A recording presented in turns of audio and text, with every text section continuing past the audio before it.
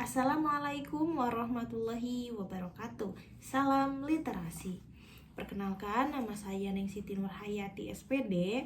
Saya sebagai pembimbing dari kegiatan Leksan Bedas di SDN Arjasari 3, Kecamatan Arjasari. Nah, pada kesempatan kali ini saya membaca sebuah buku yang dimana nantinya akan dijelaskan atau tugasnya yaitu mereview dengan Y chart dan juga paragraf I. Nah, yang pertama saya perkenalkan dulu buku yang saya baca, yakni mengenai legenda Tangkuban Perahu yang ditulis oleh Anton Sadewa dan diterbitkan oleh PT Bengawan Ilmu yang dicetak pada tahun 2010 dengan tebal halaman sebanyak 48 halaman. Alasan saya memilih buku ini yakni karena buku ini mengisahkan mengenai legenda Tangkuban Perahu dengan legenda atau dengan cerita atau versi yang berbeda dari yang sebelum-sebelumnya pernah saya baca ataupun tonton di televisi. Kemudian isinya ini mengenai seorang raja yang sedang berburu kemudian ingin buang air kecil. Nah, kemudian air itu diminum oleh seekor babi yang ingin menjadi manusia, dan akhirnya seekor babi itu menjadi seorang putri. Akhirnya dinikahi oleh raja tersebut dan akhirnya melahirkan seorang putri yang cantik yang diberi nama Dayang Sumbi. Namun Dayang Sumbi ini ingin mengasingkan diri ke hutan seorang diri. Dan akhirnya disetujui oleh raja setelah membujuk begitu lama. Kemudian Dayang Sumbi membangun sebuah rumah yang memiliki kolong. Nah, kemudian Dayang Sumbi belajar menenun dan akhirnya ada suatu alatnya yang jatuh. Kemudian Dayang Sumbi berkata bahwasanya jika yang mengambilkan alat tersebut adalah laki-laki maka akan dijadikan suami, dan jika perempuan akan dijadikan saudaranya. Akhirnya alat tenun itu dibawa oleh seekor anjing. Kemudian Dayang Sumbi menikahi seekor anjing itu yang diberi nama Situmang.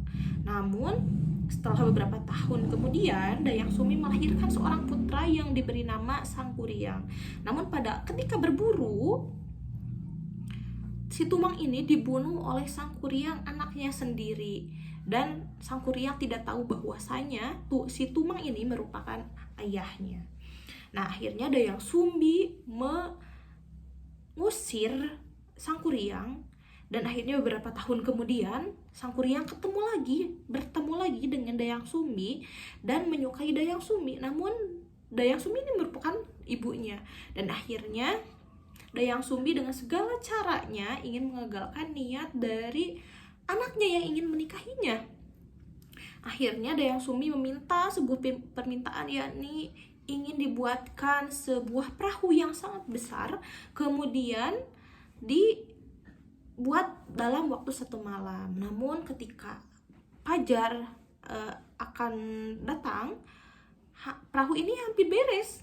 Namun tidak berhenti sampai situ. Dayang Sumbi berusaha untuk menggagalkan rencana dari Sangkuriang. Akhirnya Dayang Sumbi berusaha membuat api agar terlihat seperti fajar telah tiba. Akhirnya, namun karena Sangkuriang tahu bahwasanya digagalkan oleh Dayang Sumbi, Sangkuriang menjadi sangat marah dan juga menjadi emosi yang sangat tinggi. Akhirnya perahu yang telah ia buat kemudian ia ditendang oleh Sangkuriang, kemudian terbentuklah sebuah gunung. Nah, begitulah isi dari buku ini. Jadi yang membedakan adalah awal dari cerita asal mula Dayang Sumbi.